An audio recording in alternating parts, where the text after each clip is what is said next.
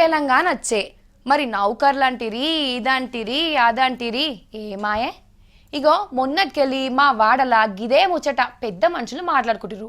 ఇక మా వాడ సంగతి పక్కన పెట్టురు కానీ వాళ్ళ గురించి తర్వాత చెప్తా గానీ పాలమూరులా ఎట్లా మాట్లాడుకుంటారో తెలుసా? తెలంగాణ రాష్ట్రం వచ్చినా గానీ మహబూబ్ నగర్ జిల్లాకేని వలసవోడు అయితే ఆగేటట్లేదు. ఇప్పట్ల పదులు కాదు వందలు కాదు వేల మంది పాలమూరు రైతు బిడ్డలు ఇంకా పొట్ట చేతుల పట్టుకొని బొంబాయి పూనా బస్సులు ఎక్కుతూనే ఉన్నారు. కొందరు పెన్లాం పిల్లల్ని ఎంటేసుకొని పోతే ఇంకా కొందరు అందరు నిడిచిపెట్టిపోతున్నారు. ఉన్నూరు నిడిచిపెట్టి పోవాలంటే ఎంత మనసు చంపుకోవాలి? అయినా మనసులు చంపుకొనే పయనమవుతున్నారు. ఒక్కపారి బస్సు ఎక్కిందంటే మళ్ళా 4-5 ఏళ్ల దాకా అవ్వయ్య ముఖం చూసేదే ఉండదు. ఇగో ఈ సంటి పిల్లని చూడుండ్రి, బస్సు కిటికీలకి వెళ్ళి వాళ్ళ అమ్మమ్మనో ఎవరో చేతులు ఇడిచిపెడుతుంటే ఎట్లేడుస్తున్నదో.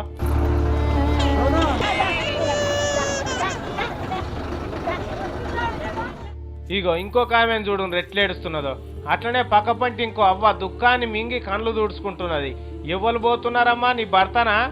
భర్త కాదు, కొడుకు. మరి ఎందుకు పోతున్నారు ఇట్లా ఊరిడిచి? ఇక్కడ ఏడ్చాం ధర తక్కువ ఉన్నది, మాకు ఎక్కువ లేదు, మాకేం బజ్జి ఇట్లా ఏం లేదు. ఇట్లే బతికి చేయక ఇక ఇక్కడ ఉంటే చేదాలము, దేశం పోతే మంచిగా చేసుకొని పొట్టగానే బతుకుతాం అంటే అని వెళ్ళిపోతాం.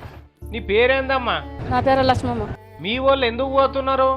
బతుకుకు పోతుండ్రు అయ్యా. ఈడ ఏం పంటలు లేవు, ఏం లేవు, భూములు లేవు, మాకు ఏం లేవు. ఉన్నాయి, ఏం పంటలు పండుతున్నాయి? నీళ్ళు ఉంటే కదా పంటలు పండేది, తాగటానికి నీళ్ళే దొరుకుతలేవు మాకు. అందు గురించి ఊరు ఇడిచిపెట్టి ఊరిపోతుండ్రు. మరి పోయి 4 పైసలు సంపాదిస్తారు కదా, ఎందుకు బాధపడుతున్నావు? వాళ్ళు విడిచిపెట్టి అంతా ఒక తరం ఉంటేనేమో మంచిగా ఉంటుంది, వాళ్ళ తరం మేము ఒక తరం ఉంటే ఏం బాగుంటుందా? బస్సు ఎక్కిన పెద్ద మనిషిని అడిగితే ఏమంటాడో చూద్దాం.